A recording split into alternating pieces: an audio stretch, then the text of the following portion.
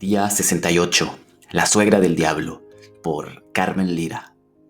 Había una vez una viuda de buen pasar que tenía una hija. La muchacha era hermosa y la madre quería casarla con un hombre bien rico. Se presentaron algunos pretendientes, todos hombres honrados, trabajadores y acomodados, pero la viuda los despedía con su música a otra parte porque no eran riquísimos. Una tarde se asomó la muchacha a la ventana, bien compuesta y de pelo suelto. Por cierto que el pelo le llegaba a las corvas y lo tenía muy arrepentido. No hacía mucho rato que estaba allí cuando pasó un señor a caballo. Era un hombre muy galán, muy bien vestido, con un sombrero de pita finísimo, moreno, de ojos negros y unos grandes bigotes con las puntas para arriba. El caballo era un hermoso animal con los cascos de plata y los arneses de oro y plata. Saludó con una gran reverencia a la niña y le echó un perico. La niña advirtió que el caballero tenía todos los dientes de oro. El caballo, al pasar, se volvió una pura pirueta. Desde la esquina, el jinete volvió a saludar a la muchacha, que se metió corriendo a contar a su madre lo ocurrido. A la tarde siguiente, madre e hija, bien alicoreadas, se situaron en la ventana. Volvió a pasar el caballero en otro caballo negro, más negro que un pecado mortal, con los cascos de oro, frenos de oro, riendas de seda y oro, y la montura sembrada de clavitos de oro. La viuda advirtió que en la pechera, en la cadena del reloj y en el dedito chiquito de la mano izquierda le chispeaban brillantes. Se convenció de que era cierto que tenía toda la dentadura de oro. Las dos mujeres se volvieron una miel para contestar el saludo del caballero. Al día siguiente, desde buena tarde, estaban a la ventana, vestidas con las ropas de coger misa, volando ojo para la esquina. Al cabo de un rato, apareció el desconocido en un caballo que tenía la piel tan negra como si la hubieran cortado en una noche de octubre. Las cerraduras eran de oro y los arneses de oro, sembrados de rubíes, brillantes y esmeraldas. Las dos se quedaron en el otro mundo cuando lo vieron detenerse ante ellas y desmontar. Las saludó con grandes ceremonias, lo mandaron pasar adelante y la vieja, que era muy saca la jícara cuando le convenía, llamó al concertado para que cuidara del caballo. El desconocido dijo que se llamaba don fulano de tal, presentó recomendaciones de grandes personas, habló de sus riquezas, las invitó a visitar sus fincas y por último pidió a la niña por esposa. No había terminado de hacer la propuesta cuando ya estaba la madre contestándole que con mucho gusto y llamándolo hijo mío.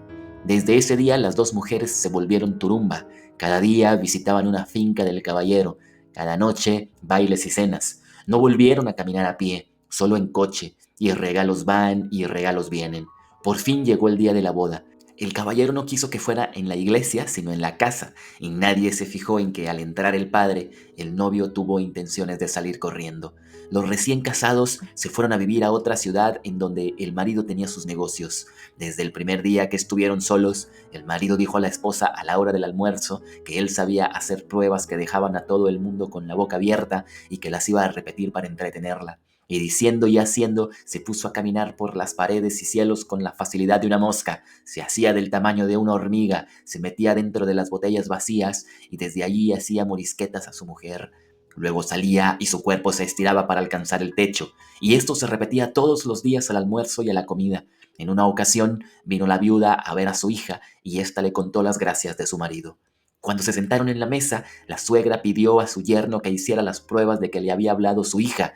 Este no se hizo de rogar y comenzó a pasearse por el cielo y paredes y a repetir cuantas curiosidades sabía hacer. La vieja se quedó con el credo en la boca y desde aquel momento no las tuvo todas consigo. A los pocos días volvió a hacer otra visita a sus hijos. Trajo consigo una botijuela de hierro con una tapadera que pesaba una barbaridad. A la hora del almuerzo rogó a su yerno que las divirtiera con sus maromas. Después que éste se dio gusto con sus paseos boca abajo por el techo, le preguntó la tobijuela y le dijo: apostemos a que aquí no entra usted. El otro de un brinco se tiró de arriba y se metió en la botijuela como Pedro por su casa. La suegra hizo señas a unos hombres que tenía listos con la tapadera tras una cortina y estos se precipitaron y taparon la botijuela. El yerno se puso a dar gritos desaforados y a hacer esfuerzos por salir. La esposa quiso intervenir para que le abrieran, pero la madre le dijo: ¿pues no ves que es el mismo Pisuicas? Desde la otra vez que estuve, eché de ver que tu marido no era como todos los cristianos. Le consulté a un sacerdote que me acabó de convencer de que mi yerno no era sino el malo. Dale infinitas gracias a nuestro Señor de que a mí se me ocurriera este medio de salir de él. Luego se fue en persona para la montaña, seguida de los hombres que cargaban la botijuela. Se hizo un hoyo profundo y allí dejó enterrada la botijuela con su yerno dentro. Este se quedó bramando de rabia y diciendo pestes contra su suegra. En efecto, aquel era el diablo, y desde el día en que la vieja lo enterró, nadie volvió a cometer un pecado mortal, solo pecados veniales, aconsejados por los diablillos chiquillos. Y toda la gente parecía muy buena, pero solo Dios sabía cómo andaba el frijol. Pasaron los años y pasaron los años en aquella bienaventuranza, y el pobre Pizuicas enterrado, inventando a cada minuto una mala palabra contra su suegra. Un día pasó por aquel lugar un pobre leñador que tenía por único bien una marimba de chiquillos y tan arrancado que no tenía segundos calzones que ponerse. Le pareció oír bajo sus pies algo así como retumbos. Se detuvo y puso al oído. Una voz que salía de muy adentro decía: «Quien quiera que seas, sácame de aquí». El hombre se puso a cavar en el sitio de donde salía la voz. Al cabo de unas cuantas horas de trabajar, dio con la botijuela. De ella salía la voz que ahora decía: «Hombre, sácame de aquí y te tiene cuenta». Él preguntó: «¿Qué persona, por más pequeña que sea, puede caber dentro de esta botijuela?». El que estaba en ella contestó: «Sácame y verás, soy alguien que puede hacerte inmensamente rico». Esto era encontrarse con la tentación, y el pobre, al oír lo de las riquezas, hizo un esfuerzo tan grande que levantó solo la tapadera. Cierto es que por dentro el diablo empujaba a su vez con todas sus fuerzas. La tapadera saltó con tal ímpetu que desapareció en los aires. El demonio salió envuelto en llamas y la montaña se llenó de un humo hediondo a azufre. El pobre leñador cayó al suelo más muerto que vivo. Cuando fue volviendo en sí, se le acercó el diablo y le contó la historia de su entierro. «Para pagarte tu favor», le dijo, «nos vamos a ir a la ciudad. Yo me voy a ir metiendo en diferentes personas, de las más ricas y sonadas, para que se pongan locas. Vos aparecerás en la ciudad como médico y ofrecerás curarlas. No tenés más que acercarte al oído del enfermo y decirme: yo soy el que te sacó de la botijuela, y al punto saldré del cuerpo. Eso sí, cuando te acerques y yo te diga que no, es mejor que no insistas porque será inútil, ya te lo advierto». Y así fue. Partieron para la ciudad. El leñador se hizo anunciar como médico, y a los pocos días cátate que un gran conde se puso más loco que la misma locura.